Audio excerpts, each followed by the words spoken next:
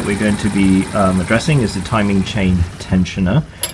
That's this arm right here, the little one-way check valve thing. You got your spring in, you have the cap. Here you go. Make sure it still has the aluminium washer on it, your bolt, and I think I said the wheel already. I'm not sure. If these teeth are worn, then get yourself a better wheel. And so this one, the teeth are obviously there, so that's fine.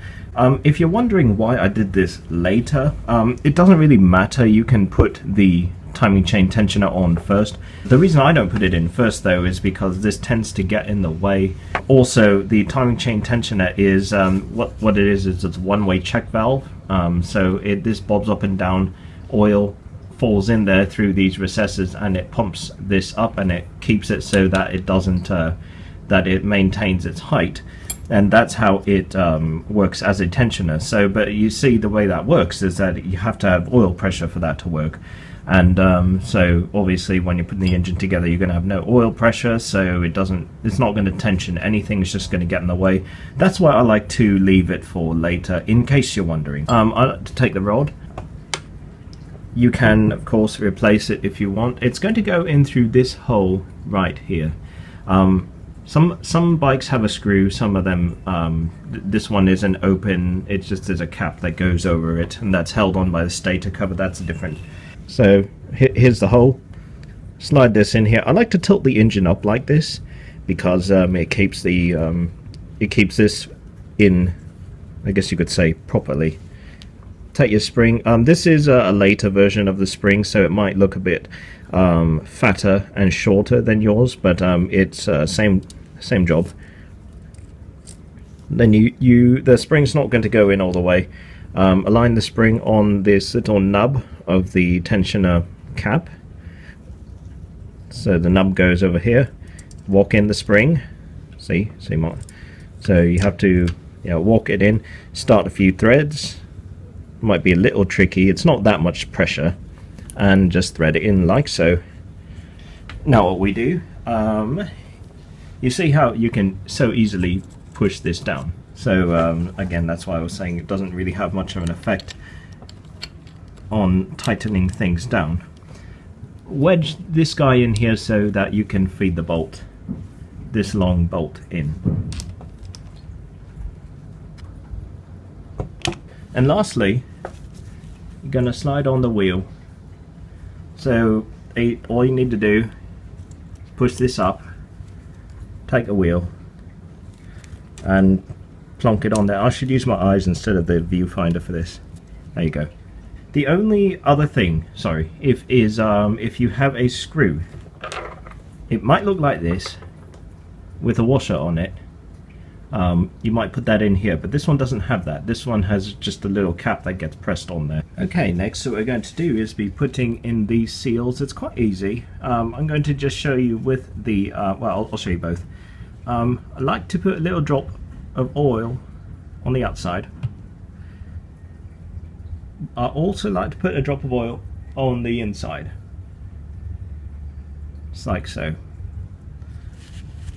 And then how I do it is when I put the seal on, and clean these off too. So make sure those are clean too, because remember this sits on the outside of the engine, so lots of dirt and grime and corrosion can get on that, and it can kind of dirty up the seal on the inside. It's just nice to just make sure it's clean. That's what I like to do anyway. How I do it is I like to start with the seal, push down on it, so one side I contact, and then I push down on it, and that retracts the seal a bit, kind of indents it in, and then I wiggle it in a sort of circular motion. So I'll have the seal like this, and I pull down, and then I sort of wiggle it on like so while easing it backward. I go into much more detail in my other videos, so I'm not going to explain any more than that. The main thing that you need to do is just make sure that you don't pull the seals inside look like this. If you're looking at kind of a cross section, and you don't want to have pulled out the lip when you were pushing the seal on, and so that's the main thing to watch for. But if you these are pretty tough too, so don't worry if you have to use a tiny bit of force to get them on. And I find once you get to here, I find one of the easiest ways to put them on is to get a socket. This is a 17, I believe, 19, something like that, 17, and just use these as kind of a way to push on the outer lip of the seal, not the inner lip. And if you have to, you can tap it in. Okay, and the seal will look like this. Now when you're putting in the pinion seal, the pinion shaft seal, the only thing you've got to be careful of is pushing a seal too far in, because there's no kind of retaining lip or anything that will prevent you from pushing the seal all the way against the bearing. This one is actually being a lot more difficult than I am used to. I'm used to being able to slide these on. There you go. Okay, that was a little bit harder. So this, I like to square it up kind of straight, flat, meaning so if this is the surface, here's the pinion shaft, I don't make it crooked. I like to square it up till it's pretty flat. Get a socket, 24mm is kind of a good size, and just manually attempt to work it in. Sometimes what you can do is just grab hold of the engine and use your two thumbs to push in. That way you know how far. Wow, that shot in very quickly. Fortunately, that's sitting just about right now. But you see how easily that shot on with my thumb, so it's not, you don't always have to tap it in with a mallet or anything. Okay, I wanted to show you what tapping it in too far is. Ignore the damage over here. This has just been from an improper. I'll put way too small of a pinion and the chain was contacting here, so that's why that's damaged. It has nothing to do with anything else. But anyway, so if you look at this, you see how far in it's gone. That's a good object lesson for you. Don't put it in this far, because then you're going to be almost through the case entirely. Put it to around this far. Come on, that far is good. And here. Okay, so I'm going to just briefly touch upon what a non-electric start version of the Stator and the Flywheel looks like. This is a very ratty version of it. This is a low quality and highly used version. That's why it's not on a bike right now. What it is it's just the plate and your Stator bolts to it, unless you have a very late model, C 50, 70 or 90, and then the Stator is actually, the Flywheel will look like this. This will be a completely blank plate, just gets bolted on. The Flywheel will stick out like this, and then in the cover that goes on top of the Flywheel, you'll have your coils and whatnot in there. What you do, the only thing you really need to do is, besides check the seal and replace it if you want, is there will be these two places for the O-rings to go. There's two O-rings about this size. You can see they're about the same size as the Stator cover, the screws that go in there. So you slide, and there's an O-ring on here too. This is flattened out. Replace this, obviously. You'll slide this over like this. Now keep in mind this is an electric start version, so this is not going to go in, but I'm just doing this for demonstration purposes. And you slide this in, align it with those two holes, and with the O-rings behind. You can use a little bit of sealant to tack it onto there if you want, and just screw it down. Be careful not to pinch the O-ring, and that's really it. Of course, if it's a new O-ring, lube it up with some oil. And that's it for this Stator blade. That's all you need to do for the non-electric start. And then that way, afterwards, you can put the Flywheel on accordingly. You know, just stick on the Flywheel like so. I'm going to the electric start now. Okay, next we're going to put in the Stator, the electric start timing chain cover. Technically, it's called the timing chain cover. And so with that, yours might look a little different than mine. You're probably going to see is that you have two O-rings like these, and you're going to have two screws that go in here, kind of tapered screws. My bike doesn't have that, so I can't show you that. But you're going to, and really all you need to do, oil this. There's a big O-ring that goes around it. Slide it on, kind of, yeah, wiggle it in there. There's no reason to really hammer it in.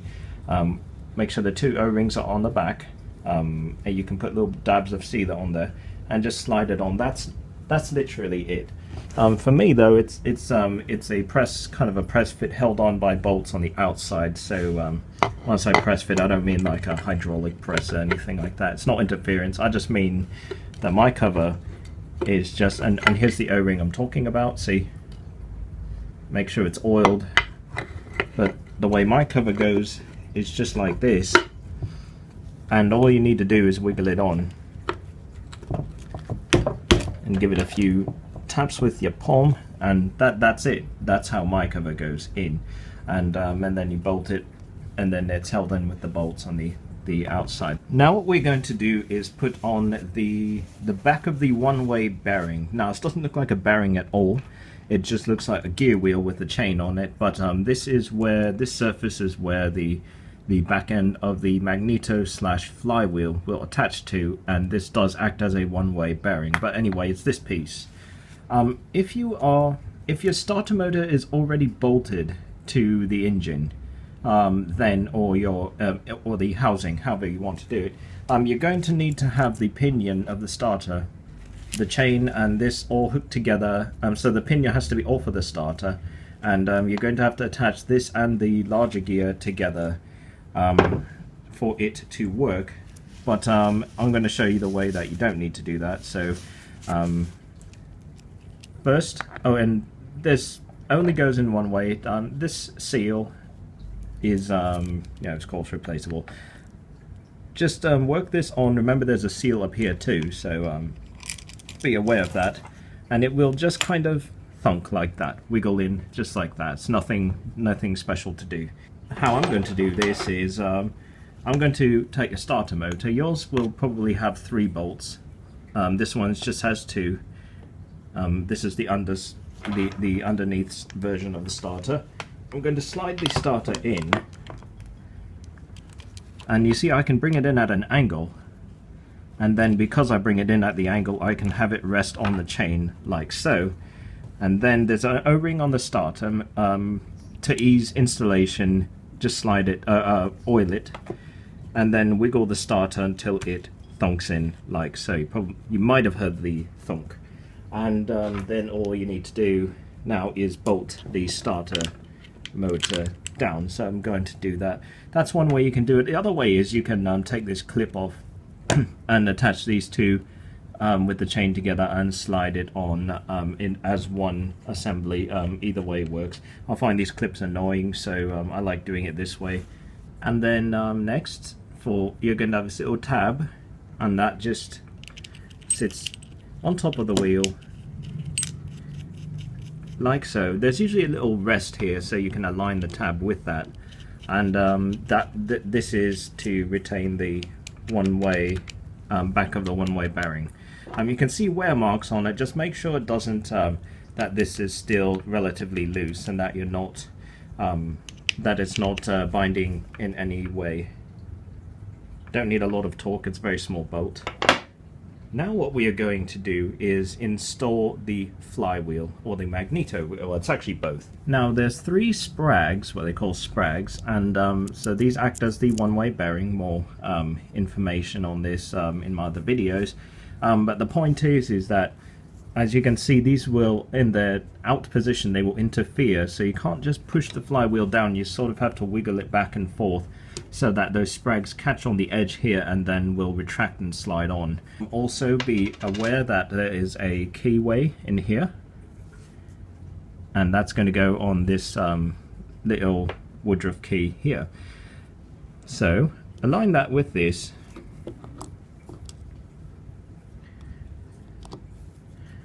and as I said, you're going to be wiggling back and forth, but make sure that you eventually end up on the keyway. And as we wiggle back and forth, in this case I'm going to take a little little bit of fudging. There we go. So you see, took a little bit of fudging for it to work, and now it's on. And if you look behind, take a look at the chain. You see when I rotate it this way, it's not moving the chain at all. But as soon as I rotate backwards, that's how the then it grabs. You see, now the chain is moving, and that's because the starter motor is going to put tension going this way, and it's going to grab those three. Oops. It's going to grab those three sprags in there and engage the flywheel. That's how your electric start works. So that's why when your motor's going this way, it's not, you know, burning up anything, and it's not engaging because of those sprags in the back. A little bit of trivia for you there. Okay, now let's bolt down the flywheel. Here is your torque spec right here. I did that on purpose, wrong, for the 1 or 2 laughs I might get.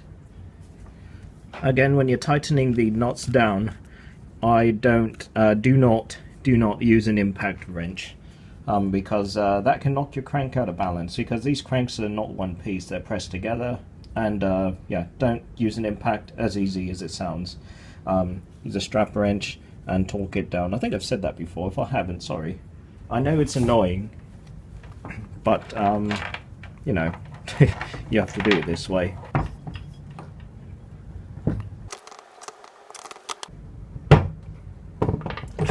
It can be a bit difficult to get the right torque down, but yeah, it's possible, but it's tricky.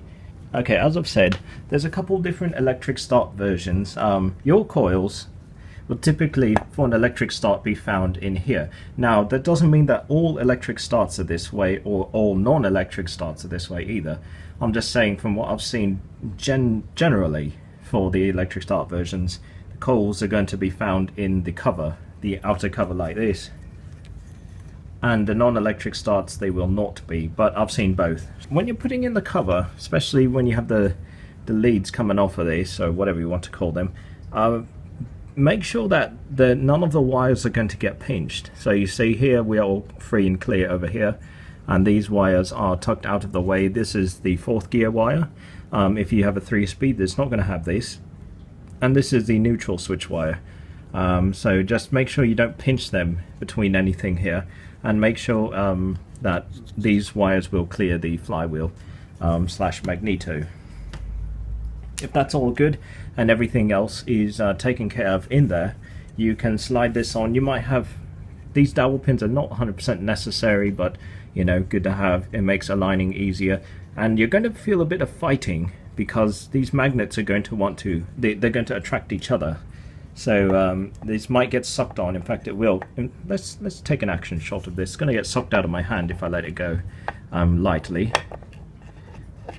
So you see how it just pulled it on there because of those magnets. So you're going to be fighting that to get a good alignment.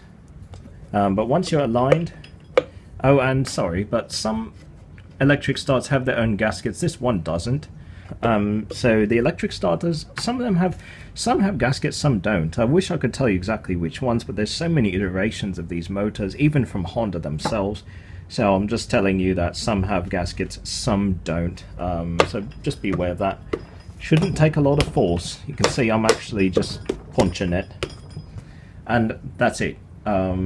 Get your bolts. I showed you in the other videos how to correctly size, you know, choose which bolts go in where. I'm not going to do that for you here, so fast forward.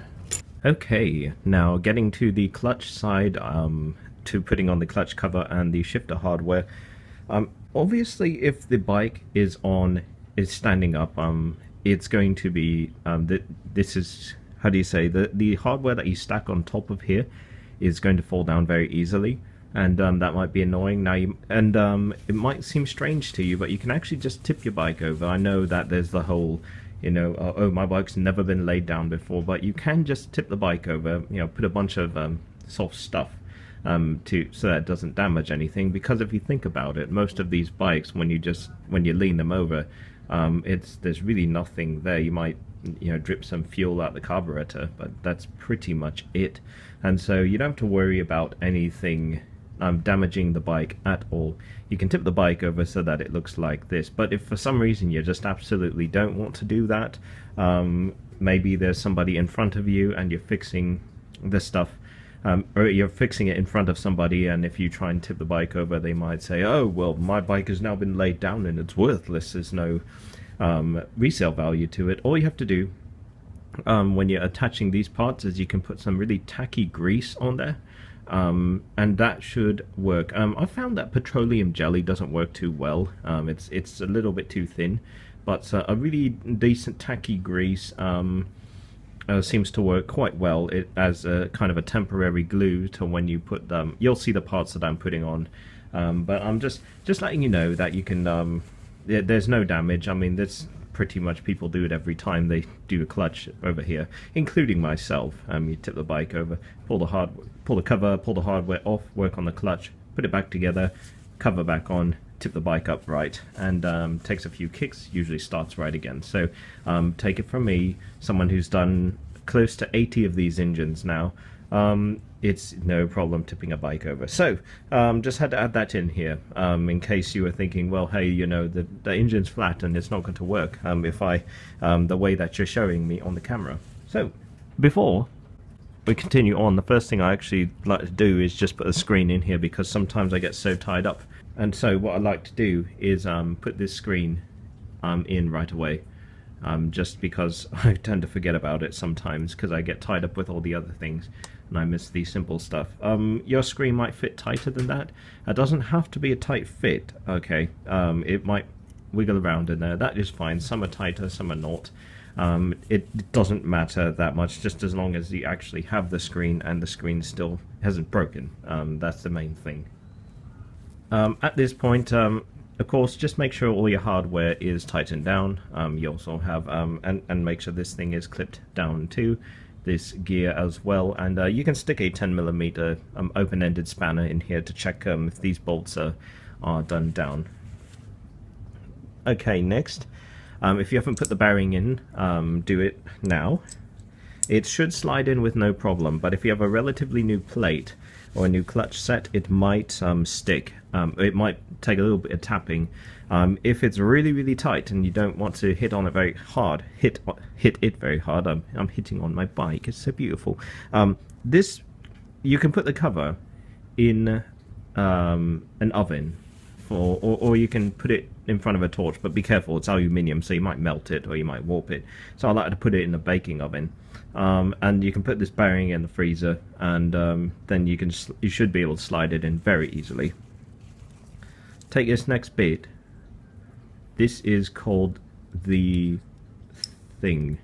I'm not sure what it's called. Put it in this pole into the bearing, like so. Should slide in like that. And take the arm.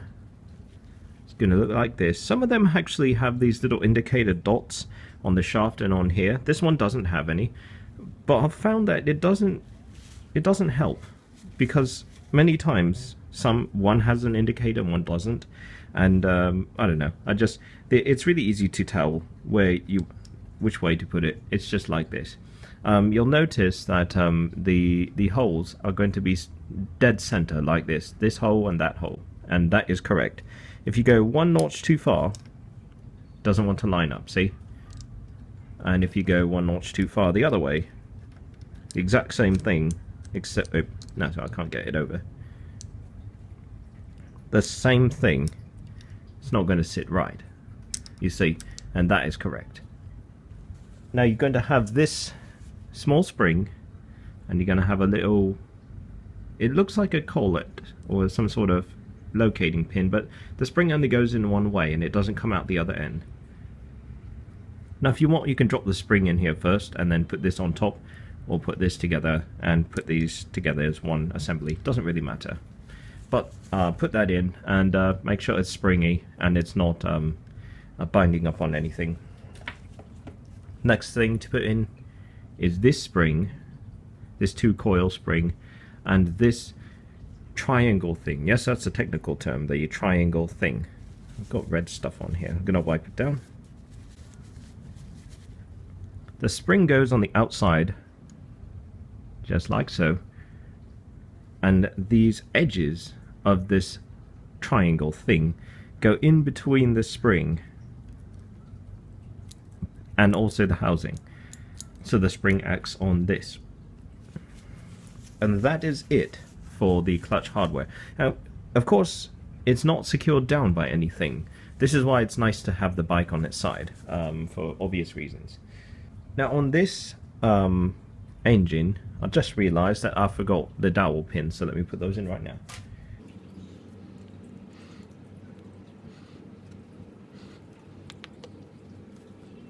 Okay, wipe off the surface. The main thing is to make sure there's no chunks of anything, but the clutch cover will often come off if you are doing regular maintenance, as you should be, on your engine. And so it is, I found that oiling the gasket, the clutch cover gasket, has most of the time worked pretty well for me. So I'm going to do that in this video, but if I haven't done it in my other videos, you'll understand why. It's because I was under the impression that it would cause more leaks, or it would cause potential for leaks. It wouldn't seal so well. Just totally my opinion on that one. You be the judge. That's just my experience, and I'm relaying it to you.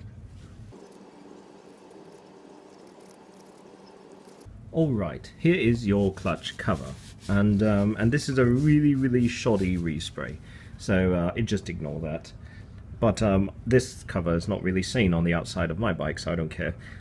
Anyway, obviously if you haven't taken it apart, then the hardware, I'm doing this cover from the bottom up, as in if you've just taken it apart and repainted it. Put in a seal. Your next piece going to be these. These are not going to separate themselves, but when you put them in, turn this screw clockwise all the way. Clockwise will bring this adjuster together, and you want this screw to sit as far down as you can. Then take a clutch cover, and you see you've got the hole here and here. The small peg is going into this hole, and the big adjuster is going straight through the center hole. It's quite easy to miss this if you're not careful, so you want to make sure you get it in that hole, both of them I mean, and test to make sure it still stays there. Now while you're holding this up, flip the cover around so you see this, and then in the middle you're going to put an O-ring. It's going to have the O-ring already. Replace this if you want. If there are any leaks, you cannot go without this O-ring, otherwise it will leak oil. But what you can do in a pinch, say you're servicing your bike for some reason and you drop the O-ring, what you can do is wipe the metal surface down a lot with some kind of solvent. Make sure it's bone dry. Make sure that the washer is bone dry too. The washer meaning this guy. And you can gob some sealant on there, and I recommend silicone, actually RTV, for that if you do this method, and then you can plonk this down on top. But if you have the O-ring works. So put the washer down. There's a bit of a flat side on the washer, so just make sure that side is down, although it probably works both ways. And take your adjusting nut, thread it on there. Don't tighten it down all the way though. Leave some slack right at the end. Don't leave too much slack so that the adjuster can jump out of place, and because then your clutch won't work if you do that. And the reason you're going to leave some slack is because you're going to adjust the clutch very soon afterwards. So double check to make sure your little clutch plate thingy that goes on top of that is still secured, and we just did. Then what you're going to do is start to lower the clutch cover on top. If your Kickstarter is quite dirty for any reason, I would recommend wiping that off first. This one is clean. Now you're going to be passing this over through the rubber seal, so it's going to provide a little bit of resistance. Okay, once you've gotten around this point, what you need to do is, yes, you have to do this, but this Kickstarter, you probably can't tell, is actually pushing this way because of the spring. So the clutch cover is not going to align very well. The easiest way to set this on is I like to put my hand here and pull with my thumb this way and push with this hand this way, and kind of, you can see I can push the cover over, and then I just kind of give it a few taps while trying to encourage it, and it will fall down. There we go. So you see, it's not super difficult, but it's not super easy either. And the clutch cover will just thunk down once you clear the Kickstarter. Actually, that's what the problem was I wasn't clearing the Kickstarter. Okay, next what you're going to do is put the bolts in. I'm just going to show you quickly. Next what you're doing is you're going to put the bolts in, and I'm just going to show you how to easily find the right length of bolt. When you put the bolt in, just see how much sticks out. This is going to be too big. That is just right. And obviously, if you're only left with 2 threads or so, that's not enough. You want to have this much at least out. And you can't have too much, otherwise the bolt's not going to go completely down. And it's going to look the same for all the bolts. So you see all the way around, you can see we have that much of the bolts sticking out. Okay, the last thing you're going to do after you tighten these bolts down, and a quick note on these bolts, they don't need to be very tight at all. In fact, the way I do it is once they start to snug down, I just give it maybe a quarter turn, if that, because it's just a cover, and I found that, and by the way, Honda used to use screws for this, and so you can imagine you can't really get a whole lot of torque on screws, and so it's one of those where, yeah, I mean, the bolts are, of course, you know, a lot more, how do you say, you can put a lot more torque down on them, so you don't need to torque them down a whole lot.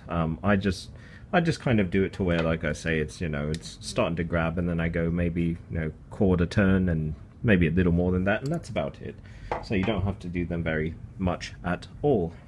Last thing you're going to do is with your 14mm spanner, you're going to, well, first back off the nut just a little bit, and then put your screwdriver in. We are adjusting the semi-automatic clutch, and just start backing it out with going anti-clockwise.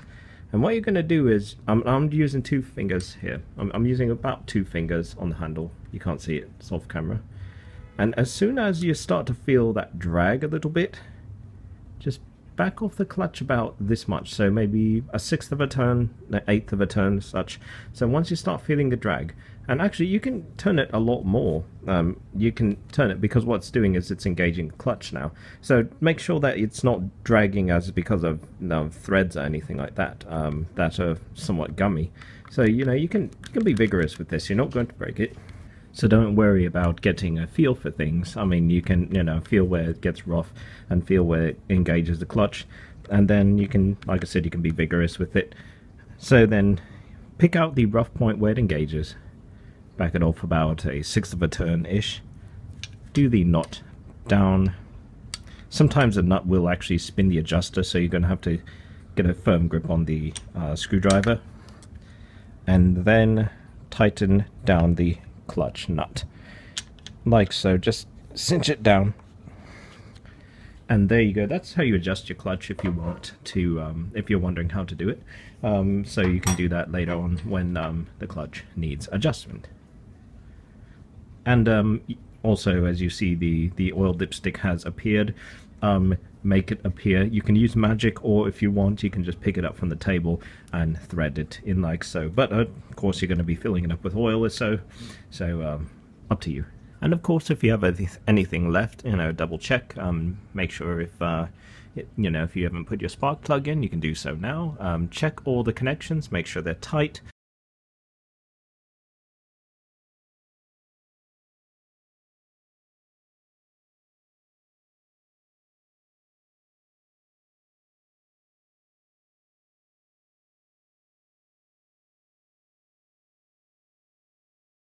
The appropriate clearance for a 50, 70, 90cc version is going to be about 0.05 millimeters, and that's 2 thou, okay? 0.002 thousandths of an inch.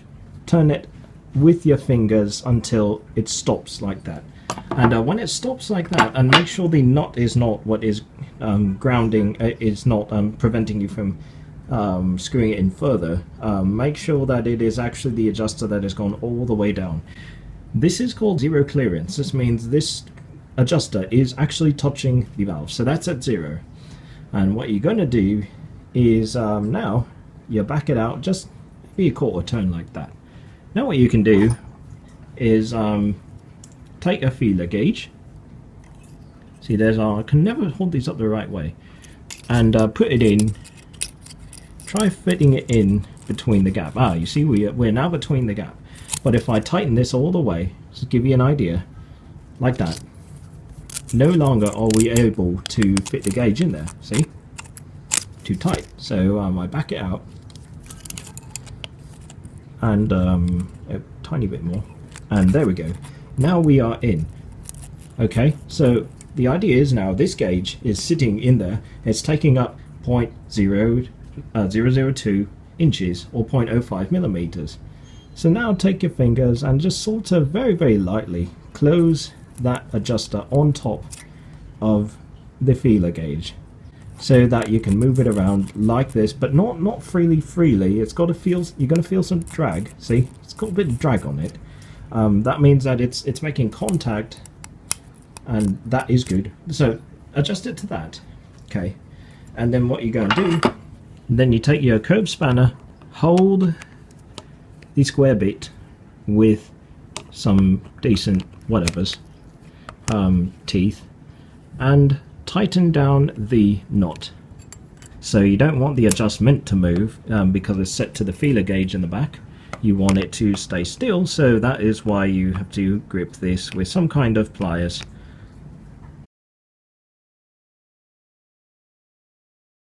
Obviously at the end, double check your adjustment, because it just a little bit of movement left to right, clockwise, anti-clockwise, will disrupt the measurement. So what I like to do is a very simple go, no-go method. The idea is if you stick in this 2 thou gauge, this 0.05 millimeter gauge, and if it goes in, you know, it's a little bit, there's a bit of drag on here. It's not impossible to move. You can see I'm just using my fingertips, but it's got enough drag that you can see it's actually bending the gauge. I'm going to show you a thin gauge, a thinner gauge. They're all thin. And you see how easily that slides in there. This is 0.015 inches, 0.04 millimeters, so just a 1/100th of a millimeter difference, and you can see visibly how much easier it is to slide that in versus this 0.05 millimeter gauge. So and to double check, I'm going to put in a slightly fatter gauge, and you can see it doesn't want to go in at all. It's stuck. So that's why we call go no go, because if this one goes in and a bigger one does not, then we know our measurement's pretty close to this one. So as I said, double check your measurements. We already did that, and we know that this is good. Of course, check the clearances on the other side. The 2 thou gauge slips in there barely. So I'm going to leave this one be, just put the valve cover back on, and call this good. So what I'm going to do is move on to the valve covers. These you absolutely do not need to replace these. So if the easy way for me to tell is when I start to thread it on by hand, and when I get to the bottom, I can feel it tightening up because it's compressing the O-ring, and that resistance means that that O-ring is being pushed against the sealing surface, which is what you want. If it just tightens down and you don't have much resistance at the end, I recommend replacing the O-ring in there. Very easy to do. Just pick this one out. It's a little hard to get in there with a screwdriver, so I use the tip of a razor blade. Or a small needle, like a threading needle. You can dig out the O-ring. No special instructions except to just oil the O-ring when you put it back on, but as I said, you absolutely don't need to replace them. You know, with your spanner or whatever, you don't need to go very tight at all. They're not containing any oil pressure, so they're not going to, you know, spray oil everywhere if you don't tighten it hugely. So just a little bit of torque. I'm going to be putting the oil drain plug in. Oh, by the way, just quick note. And this is what happens when you over tighten the drain plug. It just consistently flattens out the washer. And well, it looks like this. And it still works, but yeah, this is from the previous owner, and so that's why this washer looks like this.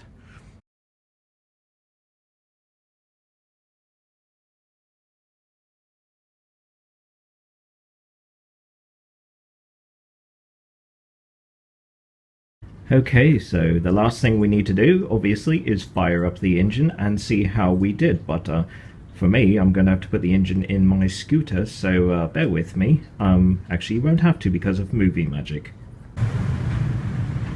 Alright, and all of our work is now bolted up, so let's hear it start.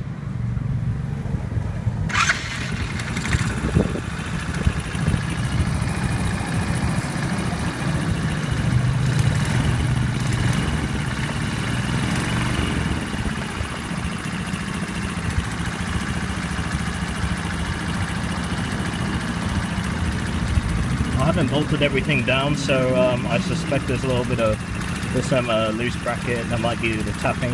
I'll look into that.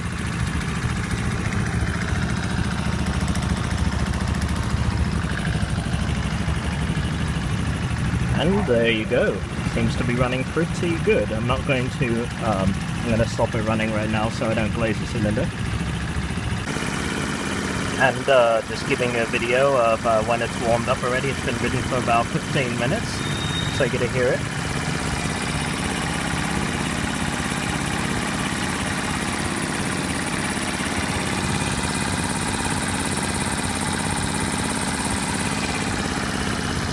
That's why they call these little sewing machines, is because they just have the tiniest little tick to them. I don't know, to me it's actually quite therapeutic. I can hear the parts working, but it's not invasive or anything. Okay, I'll stop talking.